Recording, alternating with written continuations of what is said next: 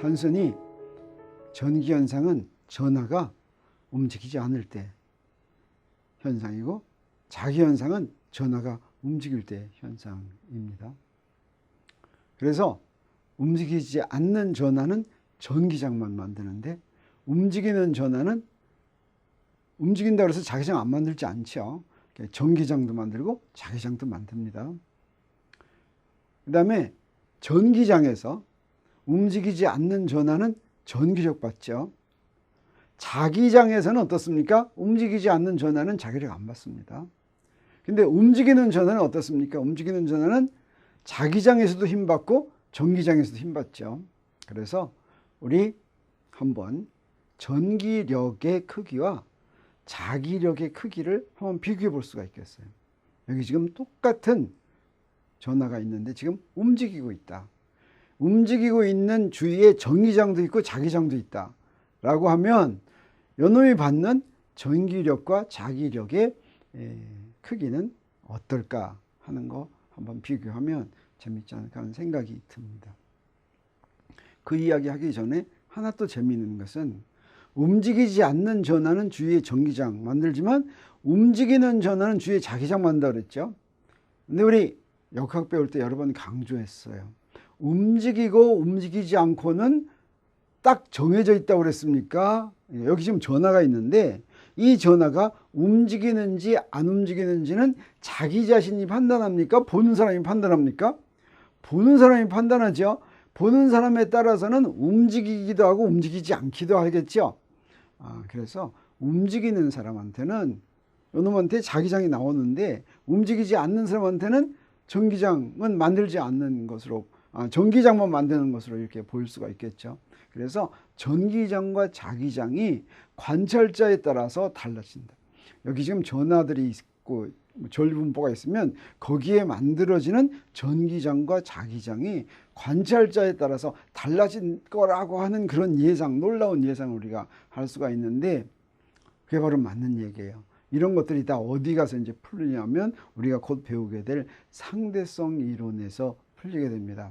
아인슈타인의 특수상대성 이론은 똑같은 현상을 한 사람은 가만히 서서 보고 다른 사람은 나에 대해서 움직이면서 보는 두 사람이 볼 때 그 현상이 어떻게 보일까 하는 것이 상대성 이론인데, 그래서 한 사람한테는 전기장만 있는데 다른 사람한테는 자기장도 있는 거예요. 왜 그러냐면 다른 사람한테는 내가 볼 때 움직이지 않는 전하가 다른 사람한테는 움직이는 것으로 보이기 때문입니다. 자, 이렇게 전자기 현상은 이미 우리한테 상대성 이론을 예고해 주고 있습니다. 그래서 일단은 한번 전기력과 자기력을 비교해 보도록 하겠어요.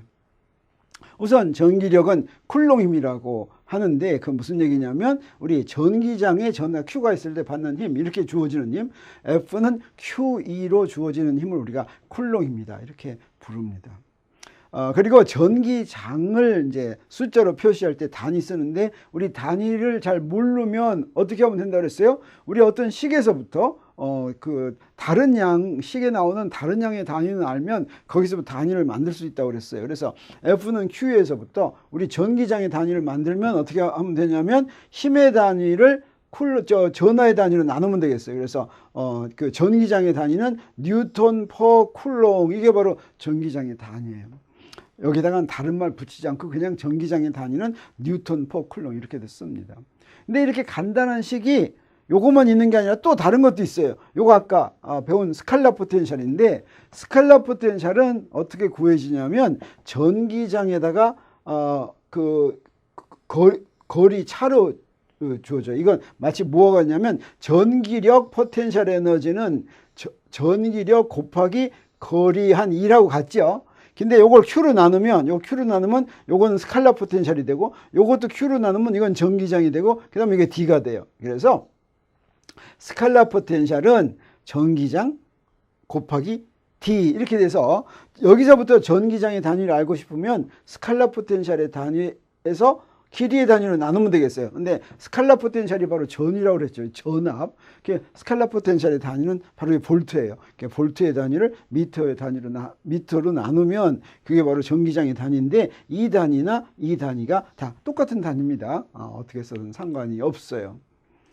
그러면 원점의 점전하 Q1이 만드는 전기장에 의해서 여기 Q가 놓여 있으면 그 받는 전기력은 무엇이 될까? 우리가 계산한다면 간단하죠. 우리 전기력 이렇게 되는 거 알고, 그 다음에 Q가 받는 전기장 이렇게 되죠. 전기장은 어때요? R 제곱분의 Q1 하고서 전기력 여기다 Q만 곱하면 되지. 그래서 우리 이렇게 되는 거 우리 금방 알아요. 그래서 원점에 Q1이 놓여 있고 R에 Q가 있으면 전기력은 4파 입실론 제곱분의 1 해서 이렇게 되는 거 우리 알죠? R 제곱분의 Q1하고 R분의 R, 이건 이제 단위 벡터예요. 단위 벡터. 그 다음에 자기장에 있는 힘은, 자기장은 물체가 움직여야지만 자기력 받는다 그랬죠. 그래서 전하가 자기장에서 비에서 움직이는데 속도 V로 움직여요. 이렇게 움직일 때 이놈이 어떤 힘을 받는다. 어떤 힘을 이거 어떻게 해서 구하면 될까? 이거 다 곱하면 되겠어요. 근데 요것도 벡터고 요것도 벡터고 요것도 벡터 할 때 벡터로 만들 수 있는 건 이렇게 만드는 것밖에 없죠. 그래서 이렇게 이런 힘을 받아요. 이런 힘. 이걸 뭐라고 부르냐면 이런 힘을 로렌츠 힘이다 이렇게 불러요. 그래서 요건 뭐하고 비교가 되냐면 전기장에서 전하가 있으면 요 힘은 뭐라고 부른다 그랬어요? 쿨롱 힘이다 이렇게 부른다 그랬죠. 로렌츠라고 하는 사람은 우리 나중에 또 이제 상대성 이론할 때 배우게 되는 로렌츠라고 하는 사람인데, 이 사람은 상대성 이론할 때 조금 더 자세히 공부하도록 하겠어요. 아무튼 이걸 로렌츠 힘 이렇게 부르는데, 그러면 자기장의 단위는 어떻게 하면 좋을까? 자기장의 단위는 이걸 이용하면 되겠어요. 이거 이용하. 그래서 여기서 이런 벡터 표시는 빼고 그냥 자기장의 단위는 힘의 단위를 전하의 단위와 속도의 단위로 나누면 되겠죠. 그래서 힘의 단위는 어때요? 힘 뉴턴이고, 그 다음에 전하의 단위는 쿨롱이고, 그 다음에 속도의 단위는 미터 퍼 세컨 이렇게 하면 되겠죠. 자, 이러면 이게 자기장의 단위가 될 텐데, 이 자기장의 단위는 너무 복잡하니까 사람 이름 썼어요. 사람 그냥 T자로 이렇게 표시해요. 단위 T. 이걸 누구 이름을 기념한 거냐면 테슬라라고 하는 사람의 이름을 기념한 겁니다. 여러분, 테슬라는 많이 들어봤을지도 모르겠어요. 교류의 사용을 맨 처음 주장한 사람인데, 에디슨이 반대해서 에디슨은 직류 사용하자고 그러고 테슬라는 교류 사용하자고, 나중에는 이제 교류를 사용해가지고 오늘날 전기 산업이 이렇게 많이 된 거죠. 자, 그러면 이때 이번에는 자기력을 계산해 보도록 하겠어요. 자기력 계산하려면 이제 Q1도 움직여야 되죠. 그래서 어떤 놈이 원점을 움직이는 지나가는 순간의 속도가 V1이라고 그러겠어요. V1이면 그때 여기에 만드는 자기장은 어떻게 되냐면 쿨롱 법칙하고 똑같았어요. 4파 입실론 제로가 4파의 무제로 이렇게만 쓰면 됐죠. 그 다음에 여기 있는 쿨롱 법칙하고 똑같은데 뭐만 하나 더 집어넣어요? V만 하나 더 집어넣으면 돼요. 그 다음에 이것도 똑같죠. 그 다음에 뭐만 쓰면 되겠어요? 곱하기 표시만 하면 되겠죠. 그래서 원점에서 V로 움직이는, V1으로 움직이는 놈이 R인 곳에 만드는 자기장은 이렇게 되겠어요. 여기다가 이런 자기장 만들면 여기서부터 자기력은 여기에 Q가 여기서 V로 움직이면 자기력은 이렇게 하면 되죠. 이렇게 곱하면 되겠어요. 자, 이게 바로 로렌츠 힘이에요. 그래서 이 두 힘을 아까 우리 구한 쿨롱 힘하고 요 로렌츠 힘, 요 두 개를 한번 비교해 보도록 하겠어요. 근데 이렇게 비교하기 전에 먼저 우리 뭐 하냐면 쿨롱 법칙에서부터 4파 입실론 제로분의 1이 숫자가 뭔지 알고, 비오사바르 법칙에서부터 4파 2분의 뮤제로 숫자가 뭔지 우리 알아요. 요거는 8.99 곱하기 10의 9승. 요거 9 곱하기 10의 9승이나 마찬가지예요. 약간 작죠? 이거는 정확해요. 이건 정확하게 여기에 딱 1 곱하기 10의 마이너스 7승 이렇게 됩니다. 근데 요 숫자를 대입하면 아주 놀라운 일이 벌어져요. 뭐냐면 여기에 입실론 제로, 뮤 제로를 루트를 씌울 것 같으면 우리 어떻게 바꿔 쓸 수가 있냐면 4파이를 곱하고 나누어 쓸 수가 있어요. 그러면 요 놈은 뭐가 돼요? 요거의 역수가 되죠. 요 놈은 뭐가 돼요? 그대로 써주면 되겠어요. 그래서 요거 역수 써주고 그대로 써주고 계산을 했더니 어떻게 돼요? 사실은 이게 9니까 요 9의 루트는 3이죠. 여기 바로 3 곱하기 10의 8승 또는 2.998 곱하기 10의 8승이고, 요 단위를 전부 다 계산하면 뭐가 되냐면, 단위를 계산하면 바로 미터 퍼 세컨가 딱 돼요. 여기에 바로 속도의 단위가 되는데, 우리 어때요? 2.998 곱하기 10의 8승 미터 퍼 세컨이니까 뭐 생각나는 거 있어요? 네, 이게 바로 광속하고 똑같아요. 광속.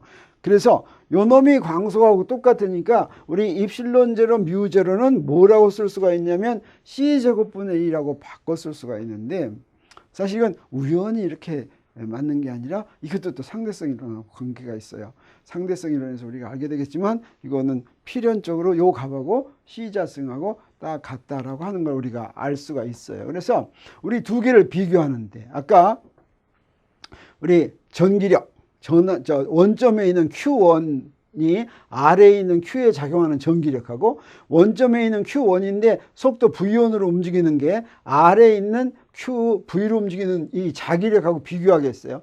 그래서 요거 벡터끼리 비교하기는 힘드니까 이놈의 크기만 쓰기로 하겠어요. 크기만 쓰면 어떻게 됩니까? 저 벡터 표시 다 없애면 전기력의 크기는 이렇게 됐어요. 자기력의 크기는 어떻게 됩니까? 이렇게 됐어요. 크기만.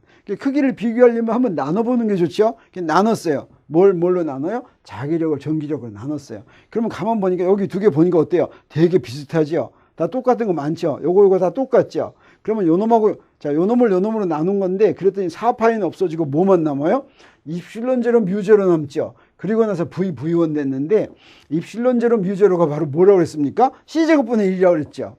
근데 어때요? 우리 이것도 특수상대성 이론에서 얘기하겠지만 속도가 광속보다 더 큰 속도는 없어요. 만들 수가 없어요. 사실은 전하들이 움직인다고 하더라도 어때요? 광속보다 엄청 작은 속도로 움직이기가 쉽죠. 자, 그러면 어떻게 돼요? 여기에 비해서 이렇게 하니까 굉장히 1보다 크다.